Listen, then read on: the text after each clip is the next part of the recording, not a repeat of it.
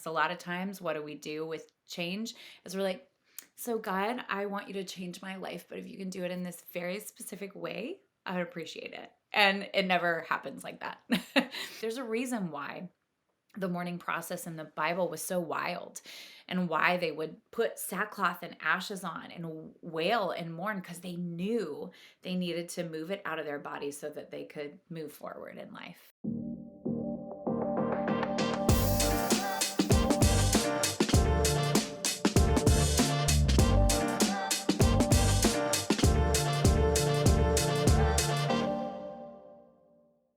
Welcome to the show today. You're in the right place. We are starting a new series called Living Well, where we're focused on our emotional health and living well no matter what kind of craziness the world throws at us.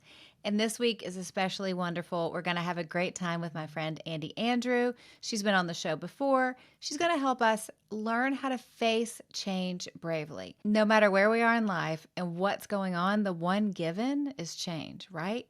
Andi's going to help us see it the right way. She's going to help us navigate it properly and come through stronger on the other side. Now, just for fun, we are also going to find out which singer made Andi cry. And if you have curly hair, or you love someone with curly hair, or are responsible for the hair for someone with curly hair, we talk about it. Andi has fabulous curls. We talk about what we use. If you do not have curly hair, you will be shocked by the amount of products we use, and you may or may not be shocked by how often I wash my hair. I mean, it's a whole thing, but you're going to be initiated into the curly hair conversation. Now, my favorite thing about this conversation is not just our hair talk, is Andi gives a very powerful word at the end for women who are facing change. I don't normally feel prompted to ask people to share a word in certain situations, but with Andi, I did while we were recording, and I'm so glad. I think you're really going to love it. Now, I have two fun things to share with you this week.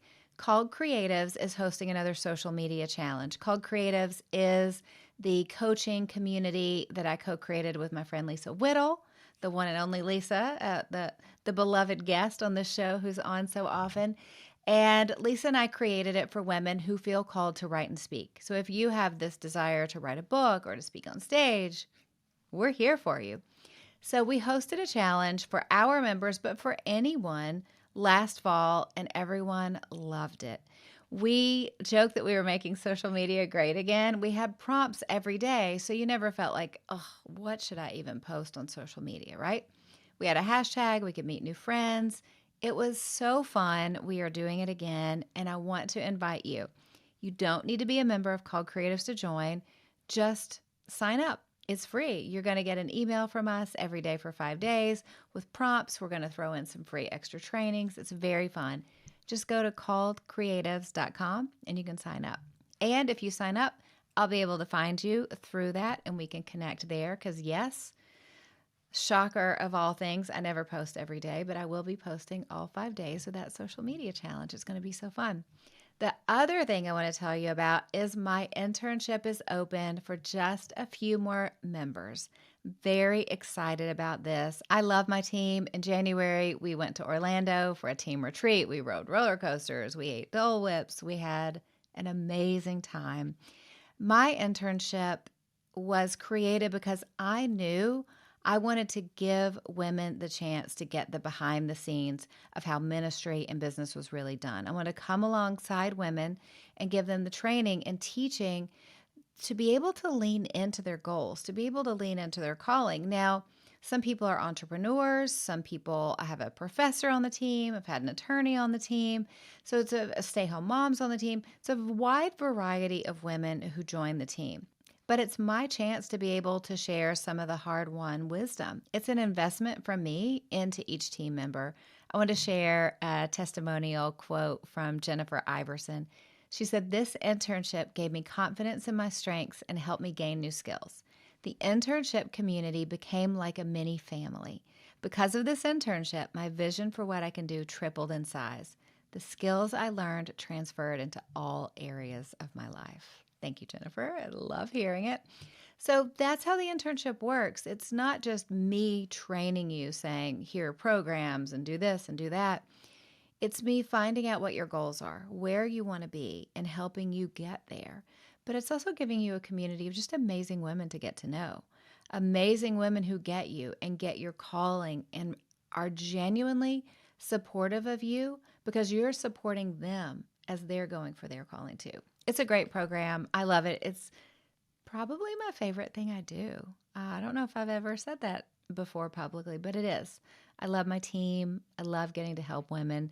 If you're interested, go to allieworthington.com. You'll see a little pop up at the top of the page, but you can go directly to the page at allieworthington.com/interns. And after we talk with Andi, it's time for coaching. Today, I'm giving you my perspective on how to increase your odds for success in life. Now, I know it's a big promise, but I'm going to back it up for you. If I give you a big, grandiose promise, I got facts, I got wisdom to share. Now, the final segment today, I'm bringing you a recommendation for your house that will make you very happy. And I am going to admit to you what it was for the past few years that I've been a bit of a hoarder about. Okay? I'm going to share it with you. So without further ado, here's my friend Andi. Andi, welcome back to the show. We know you. We love you. My question for you, with writing a book like Braving Change, what the heck happened in your life? Because no author is going to write a book about change and be like, I don't know. It was time for me to write another book and life was great. And I thought, change, why not? It's got to be something. Some stuff went down. Tell us what went down. Oh, yes, some stuff definitely went down. I mean, the timing of writing the book was when we were transitioning our life from pastoring a church to handing that over to two of our friends that are taking the church where we never could have taken it, to moving to Charleston, South Carolina. Whoever thought I would live in the South, and becoming a part, right? I'm like, what? Yeah. But becoming part of Seacoast Church. And that right there sounds like, oh, you tied that up in a neat little bow.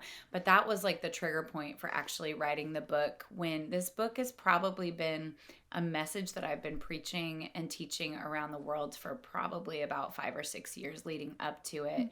Because I think for me, pastoring in New York City and realizing it's a transient city and building with this mindset of, oh, we're going to do life with these people forever, but they would come and go. Yeah.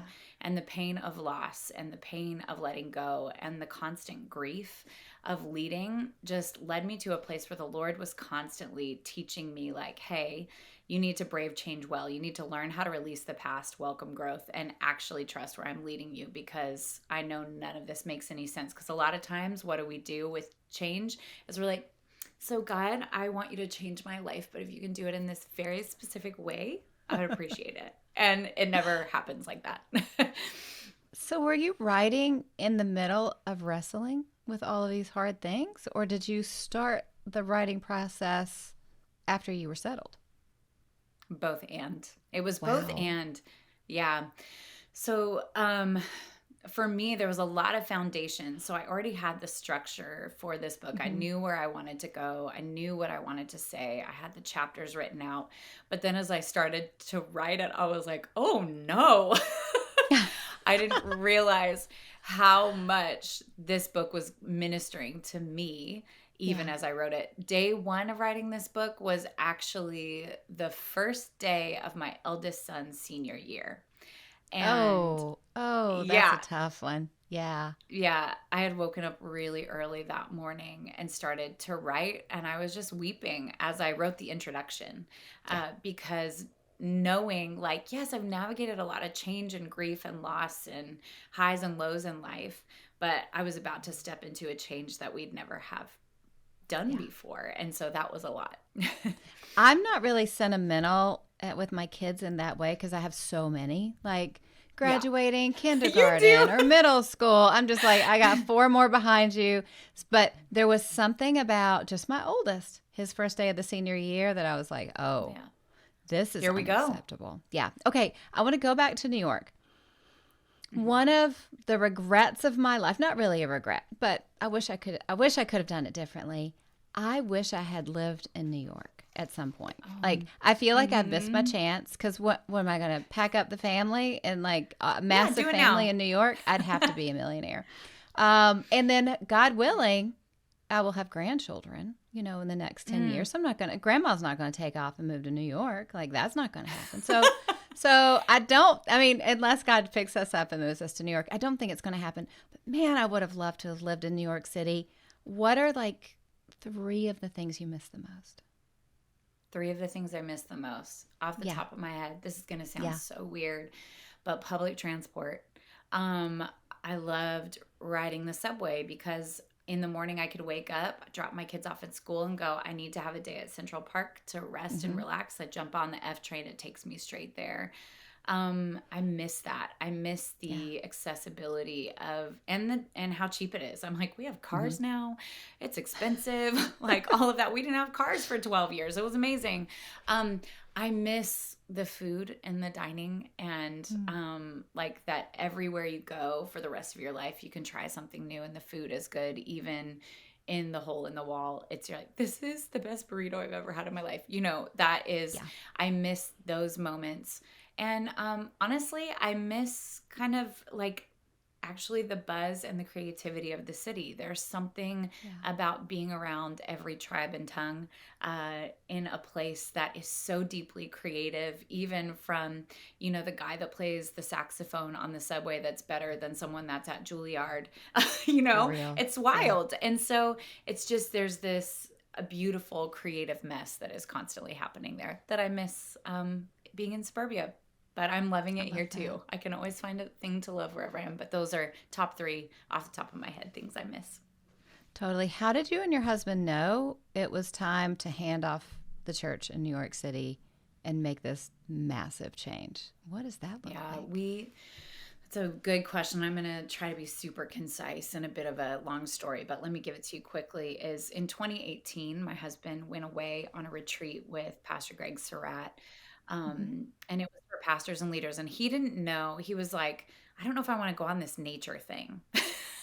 And I was like, well, Pastor Greg asked you, so why don't you go just sit at a table with him? It's about Yeah. being at the table with someone you love and respect. And when that man came home, I remember I was sitting on my bed, his stubble had grown, his eyes were clear, and I just started to weep. And I was like, oh, my husband just came home. I didn't even know he was Wow. missing. And I didn't realize how much he needed to be rested and rest and refresh, but he came home so alive at sitting at this table pouring into other pastors and leaders, and instantly it was like I had this prophetic picture of like, oh my gosh, I saw us packing up bags, shifting, changing, moving, and I saw him sitting around tables doing this very thing.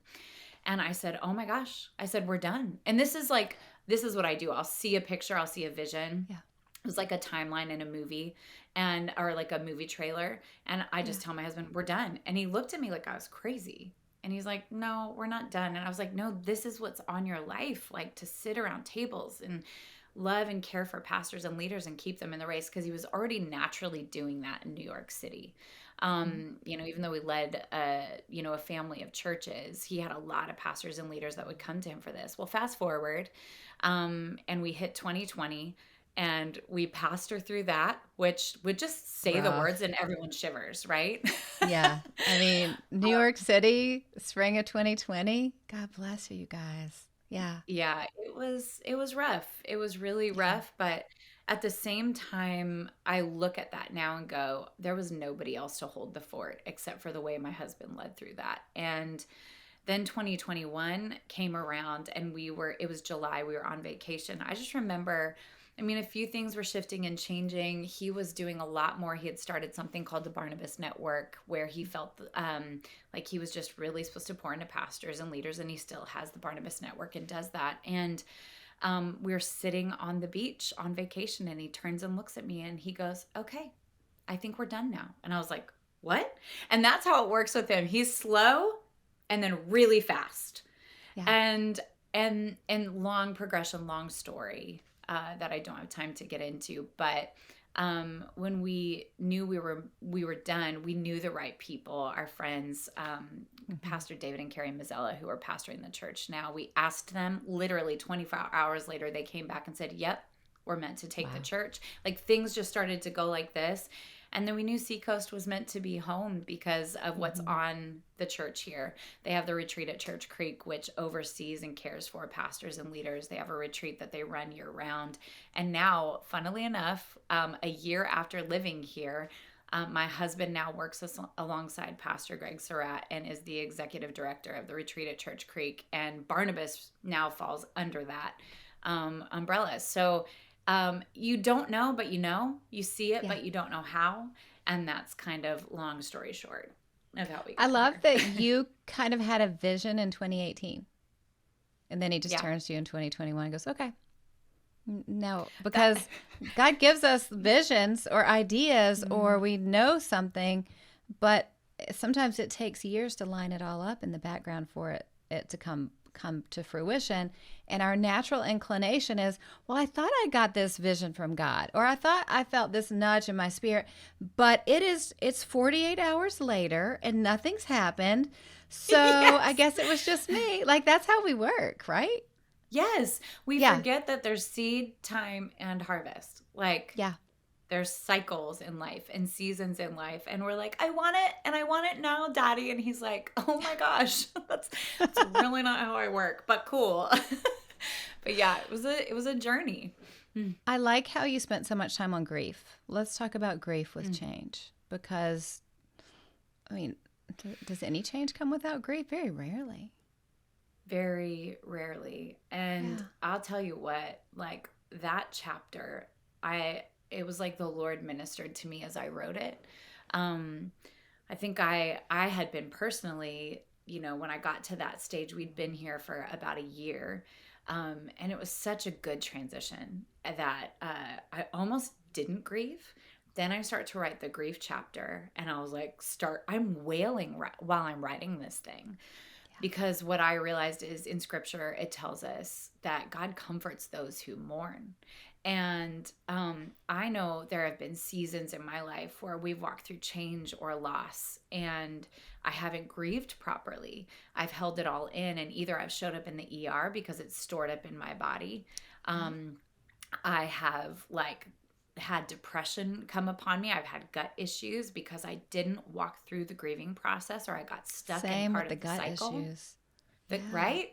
And so realizing that grief is so integral. And there's a lot of people that I know in my world, and I've been that person too, where you're like, I'm the strong one. I need to charge ahead, move forward. Meanwhile, we're shoving down we're shoving down the grief, right? And we don't feel comforted, and we feel alone, and we feel isolated, and we're trying to fix everything. And then scripture is like shouting at us going, I'll comfort you, but you have to mourn. You have to grieve. And so I feel like even the assignment for some of us as we maybe read this book, and I pray that you take it and go through it slowly, for you is, and for me, is to allow ourselves to grieve. Maybe what we need to do is even just, I don't know if you've lost a loved one, a father or a mother, and you're the eldest. And so you're like, I got this. I got it, family. I'm now in charge. I'm going to fix everything. But you're like, why am I yelling at everyone? Why am I trying to bring order to everything? And everyone's like, can you just chill? Whatever your vice is. A lot of times we need to just shut the door and tell our family, like, don't come in. I'm going to turn on a super emo song that's going to hit my heart. And I'm going to cry a lot. So please leave me alone. And it's amazing how it flushes out of your system. I'm not a scientist. But I know I biblically read, like, there's a reason why the mourning process in the Bible was so wild, and why they would put sackcloth and ashes on and wail and mourn, because they knew they needed to move it out of their body so that they could move forward in life. So it's wild. Huge. Mm-hmm. Yeah. I remember reading that when we cry, when we're sad or grieving, that all these different chemicals leave our body. And I was like, isn't God amazing that he created us that way? I remember I was going through a really rough patch in therapy, or I was going through a really rough patch. So I went to therapy, and my therapist is hilarious. She said, if you would just do the things I tell you to do, you'll feel better much faster. Because my Enneagram 7 self, I don't want to get stuck in pain. So, right, Mhm. everything's a Yeah. party. So, for me, like kind of dealing with issues and allowing myself to grieve and go back there, it was like, well, if I open that door, I will never feel good again. Right. And so I Oh, fought it and I fought it and I fought it. And she was like, if you would just grieve, allow yourself to grieve, you're going to feel so much better, so much faster. So yeah. I'm practical at heart. So I finally did, but I fought it. I fought it for a long time because I think for so many different personality types, not just my personality type, it can be scary to let ourselves grieve. Yeah. Well, Yeah. because it's like we all have our coping mechanisms. We all have our self protection mechanisms. We all know that. But I think Yeah. we also know that if you take one down, the flood might come out. And Right. so a lot of times we wait till we feel completely and totally safe. And so sometimes we just need to pull the band-aid off and close the door in the middle of a wild season. I mean, I'll be honest, even last night for me, I did that. I was like, why am I so tired and heavy?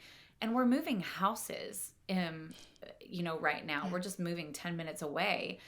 But I realized I had actually blocked out this month as a month of rest and no travel, Oh. and because it's been such a full-on season for me, and Mm-hmm. now it's a moving season. And I actually know it sounds funny, but I was like, why am I so emotional? And I just took a moment and grieved the fact that I really needed rest, and instead I'm charging ahead and moving house. It So I was stinks to kind pack to up a myself. house. Yeah. Ugh. It's great and hard. Like, you get a purge, it's wonderful, Yeah. and then a lot. So I know it sounds funny, but it's like even taking those little moments that maybe seem impractical, like, I don't have time for this right now. Just let yourself cry for a few minutes and then move on. I think it's so Yeah. good because it shows a really excellent level of self awareness. And self Mm. awareness is such a key to emotional health and truly to Yeah. spiritual health, too. We have to know what's going on with ourselves. And one of the core concepts I'm always teaching is for us to learn to stop and go, what do I need right now? And so what you Yeah. did is you stopped and went, oh, Mm. like red flags are all around. And you stopped and went, well, what do I need? Yes, and the flag for me was yelling at my child for not doing the laundry right. And I was like, okay, that was stupid. And I know that sounds funny, but I do talk about, even in the book, I talk about recognizing transition when you're in it, because usually we're either cutting people's heads off, trying to control everything. But I'm like, Yep. Andi, you're in transition physically and you're tired physically. Yeah. Your kid did not need to have his head cut off because he did the laundry wrong for a hot second. Like, go apologize and then cry for a minute. You're going to be okay. It's great. Great self Yeah. awareness and great parenting. Well done. Why, thank you. Okay, talk to us about a game plan for recovery. This is super, super important. It's a key thing. Yeah. Well, I think anytime after we make a huge change in our life or a minor change, and it can be like, hey, I am an alcoholic, or hey, this is the reason why, too. This is me and Irene Rollins basically wrote this together. She's like one of my closest friends that I call in moments. And, Oh, fun. but Is whether she you're an like, author too? Is she a girlfriend? Who is she? she is both and. So we Okay. met years ago, and she's written a book called Reframe Your Shame. But we met Oh, years ago before she was an author, and now she is. But we actually did Celebrate Recovery together, and I hmm. did it because of my raging codependent, issues from childhood, and she is a recovering alcoholic. So we got a group of pastors together, but I digress. That was kind of the inspiration for that. But the game plan, you don't need to go to Celebrate Recovery. What Yeah. happened is her and I were on a phone call just chatting and catching up. And I was walking through something. And she's like, okay, I just need you to know you're going to be okay, but you need a game plan.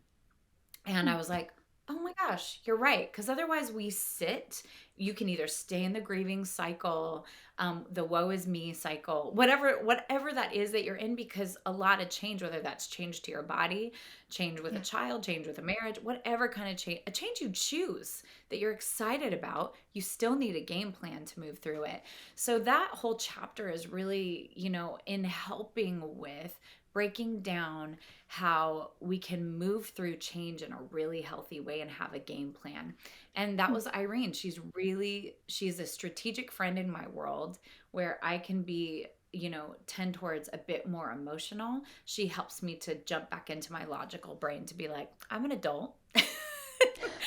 And I can move through this well. So I think for any of us that are navigating anything, any new strategy for your Hmm. future or life, a new job, you need a game plan to recover from loss, Yeah. and to recover from the shifts and changes that you just walked through, actually. So that's a constant cycle that we have to walk through.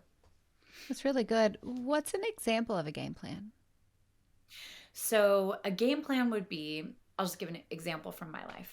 Yeah. So when I was, crashing and walking through those few things that were really difficult for me, what that ended up looking like for me in that season about 3 or 4 years back was, Irene said to me, she's like, okay, we need a game plan. So you are going to be okay, but I want you to look into this intensive that you should go to for counseling. We're going Hmm. to do a Celebrate Recovery pastors group so that you have weekly discipleship where we can gather together and we can keep Yeah. growing. And then I'm totally blanking on what the other thing was. There was one other thing, but we had three things that we were doing.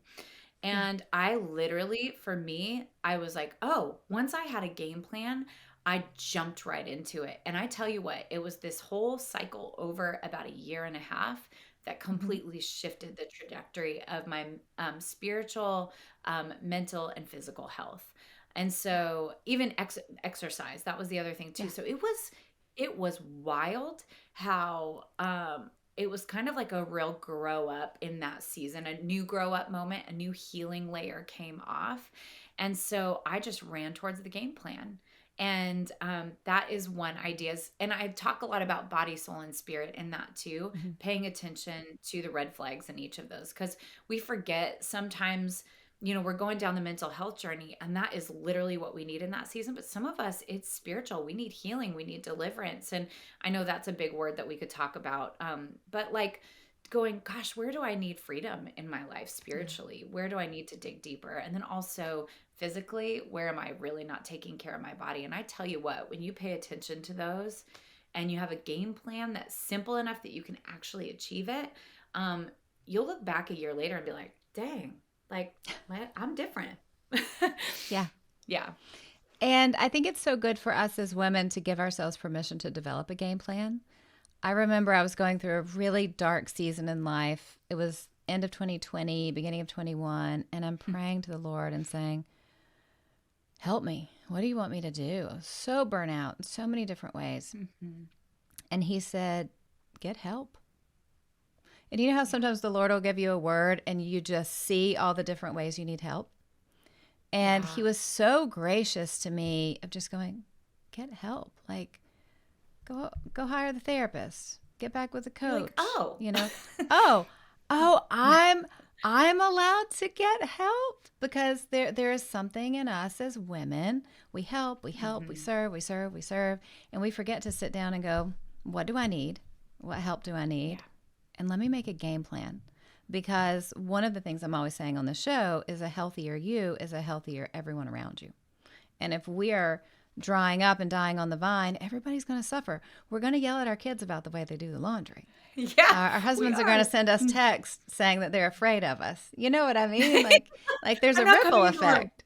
Yeah. There is. Why don't you go to a movie tonight and stay away from me? Because you're grumpy. I mean, it's not selfish. It is so important that we care for ourselves in that way. I think it's so good. Okay, fun Yeah. questions. You ready? You ready? Okay, Enneagram number. All right. Well, I am a four-wing five. Ooh. I know, I did this very interesting test through a friend who does this, and they also do what your high strengths are in two other Mm-hmm. numbers. Mm-hmm. And the other ones that are like through the roof are 8 and 1. So I've always wondered why I can be completely organized, but also I have no problem confronting and protecting people, Yeah. but also where I can sit in my emotions very deeply and introvert really hard. That is So so fascinating. I can it, I can it see the 8 in you for sure. I think a lot oh, that it's that prophetic gift you have that, to mm-hmm, challenge and to bring a word. I mm-hmm. like that. And you probably have Yeah, very it's kind of organized fun. closets with that Yes, one. I do love order. I really Hmm. do. Yeah. So, order's a good thing. Okay. What about a song that you like right now? A song that I like right now. Okay, Yeah. I know it's crazy, but my whole family has just, do you care if I just like open No, my look, this is fun. Spotify really Yeah. quickly? Oh, it's Because you ever very do that honest. where I'm like, okay, this will actually tell us. So I'll tell you the 3 albums I've been listening to, or radio that I've been listening Okay. to because we're Okay. moving. I've been listening to a lot of Mumford and Sons, a lot of Chris The Stapleton. old Mumford with like Like, yeah, just with like the Mumford and Sons violins, radio, just all of like it. all Okay. of it.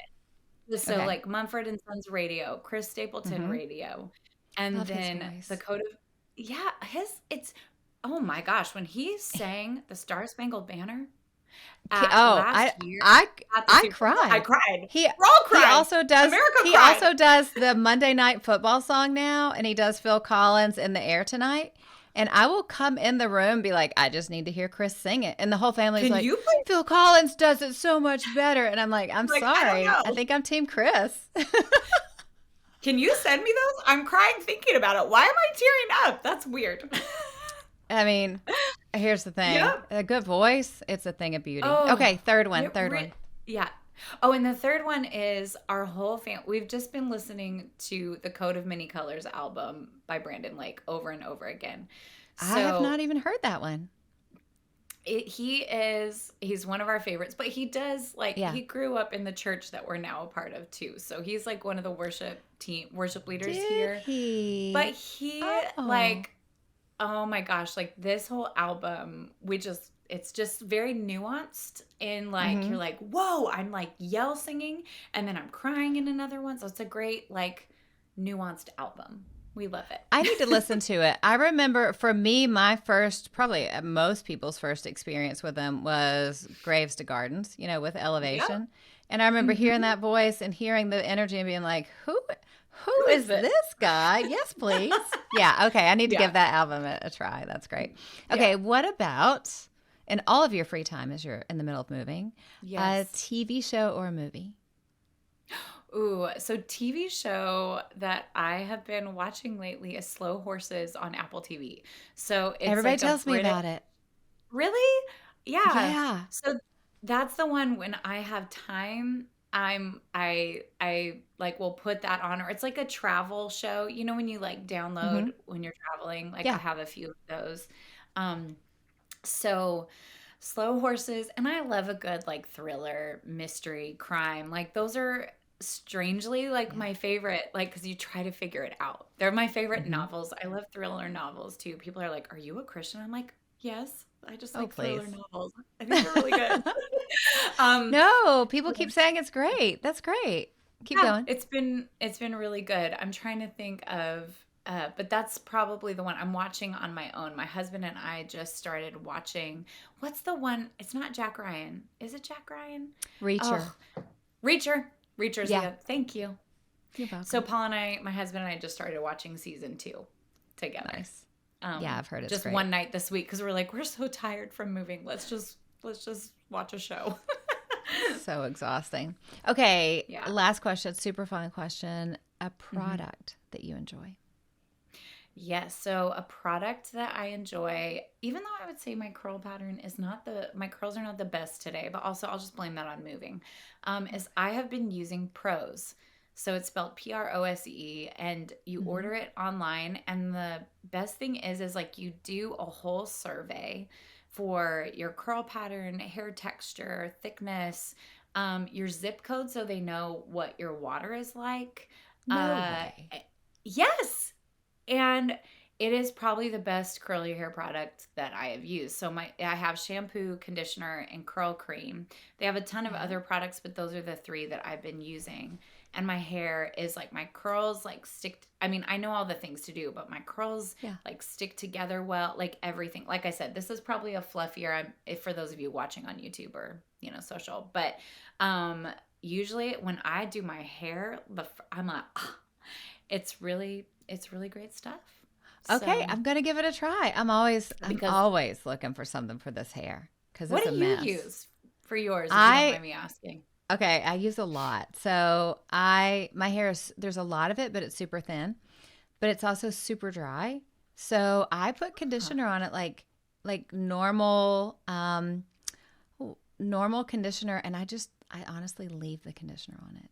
Like I wash it out once and then I put it That's on there kind of because what curly hair curl is so cream dry. is. Like, Yeah. mm-hmm. But here it gets better. But then once I get out, I do big sexy hair mousse, and then Yep. I mix Aveda curl cream and what's the green bottle that everyone quit using because it made people's hair fall out a few years ago? Oh, I think Do you it's like remember? something curl. It's got the name curl in it. Oh my gosh. Yeah. I mix those two Anyways, you use together. that. I mix those two together. So there's a total of 4 products on this hair. It But takes a see, curly village hair, to keep my hair no, sane. I get out and I use mousse. I use like a Yeah. R and Co, like it's black is something R and Co mousse, and then I use my Yeah. curl cream. And then Yep. refresh days, a lot of times I use it's like a hemp like stuff. It's like a hemp Hmm. like spray, but it's kind of Yeah. curl creamy.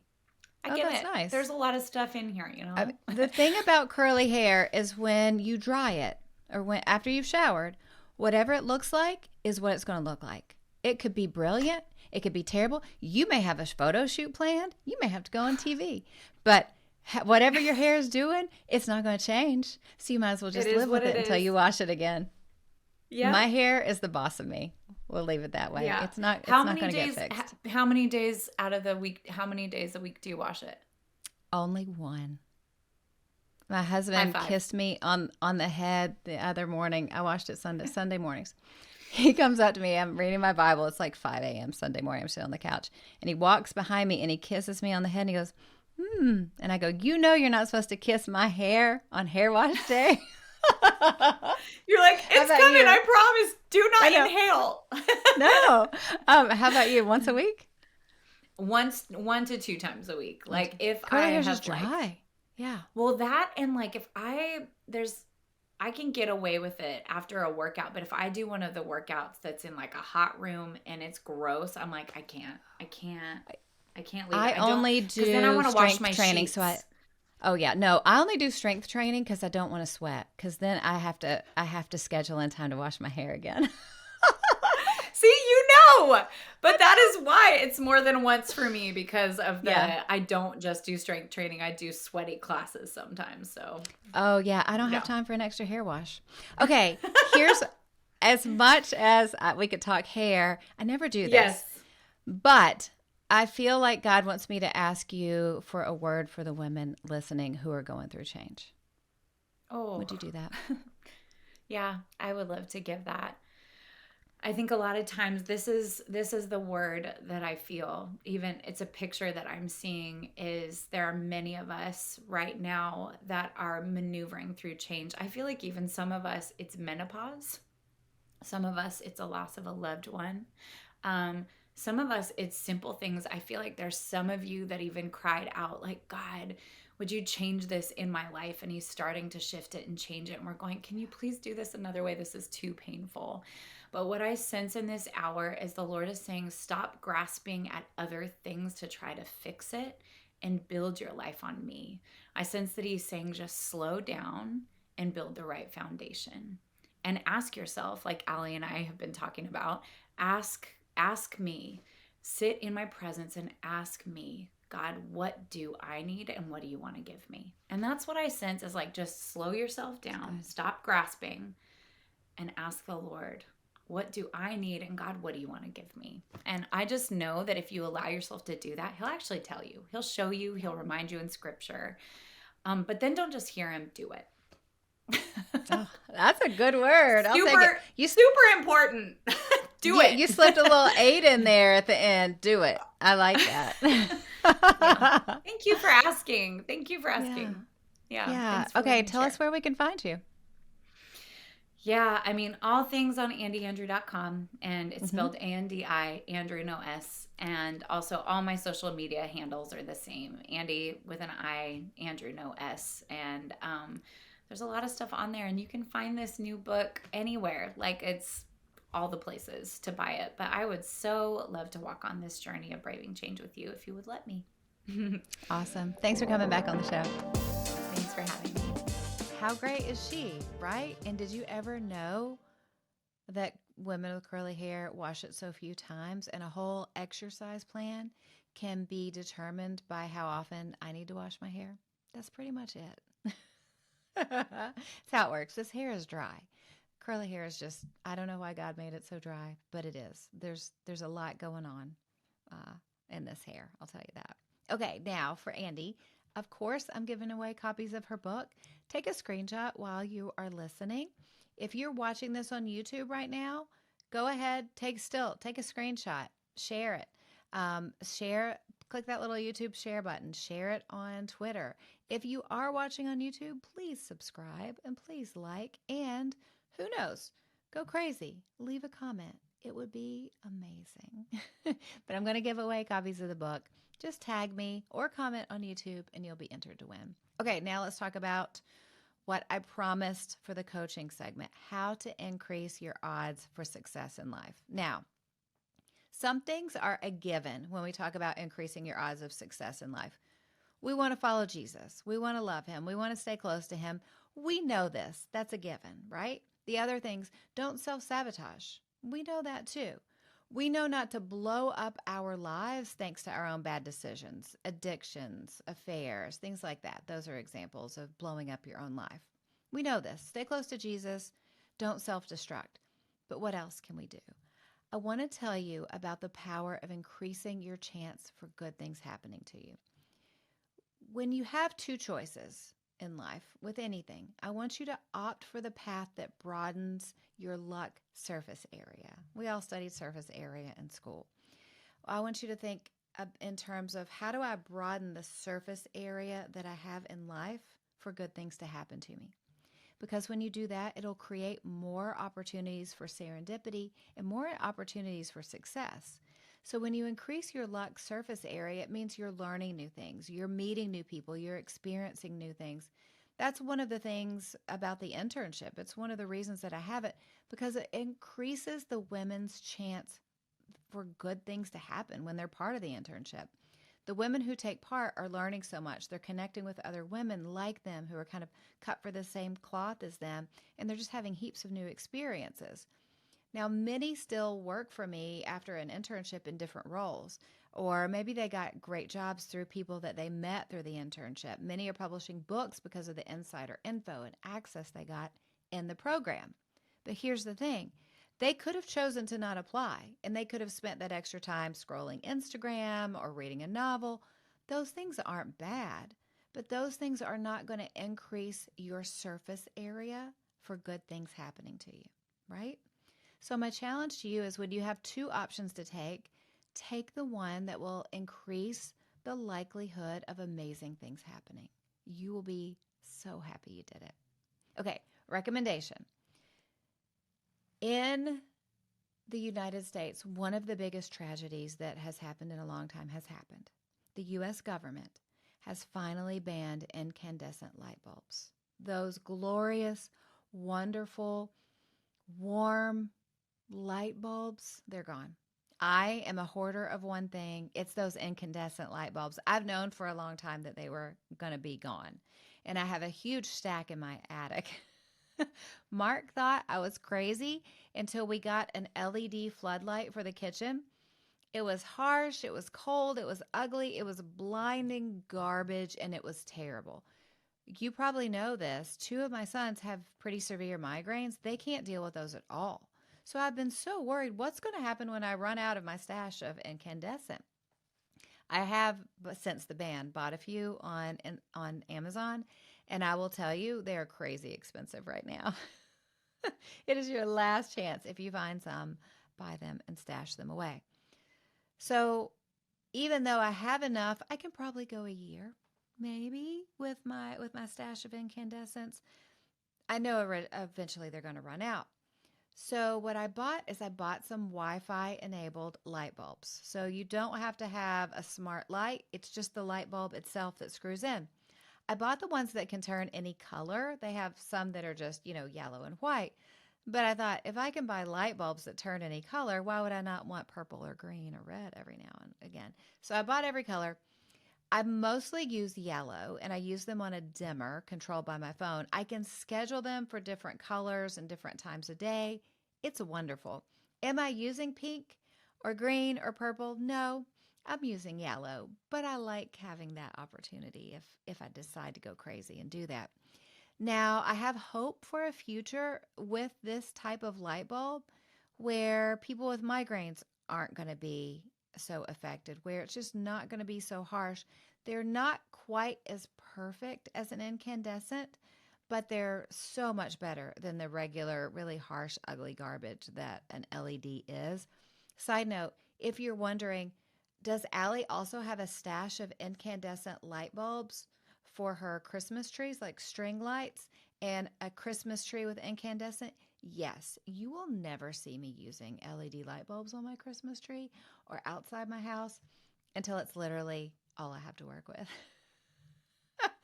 um, that day is not here. Thank goodness. When that comes, I will be very, very sad. We'll put the link in the show notes, but I bought the light bulbs from Sylvania. Sylvania is the brand, and I'm super, super happy with them. I can't believe I have an app on my phone to control light bulbs, but that's where I am, and it has saved me from that LED nightmare. And that's it. That's your recommendation this week. I'm so glad you're here. I love that we have this time to invest in ourselves, whether it is our spiritual life or how we're dealing with change or how we're going to deal with the fact that LED light bulbs are here to stay. I got you. We're going to deal with all the stuff that comes at us. I mentioned at the beginning of the show, this new series is living well no matter what craziness is going on in life. I'm doing these series, I'm doing these shows, I'm picking these topics because I want to help. I believe in what's inside of you. I believe in your dreams. I know that you're making an impact on this world for good. In your corner of the world is better because you're there. And it's better because every day you're learning something new. Just a small little tweak that you can make to your life that's going to help you live the life that God is calling you to live and improve every day, just little by little. What I know to be true is that God has created you to stand strong and bring something special and unique to this world that only you can bring. So keep stepping up, keep showing up and loving well, because you know the truth. You cannot break a woman who gets her strength from God. I love to get to coach and equip you every week. I'll be back with you on Monday, and I hope you have a great day. Now I want to check and make sure that's actually... That was so good. Let me stop. Oh, I'm still recording.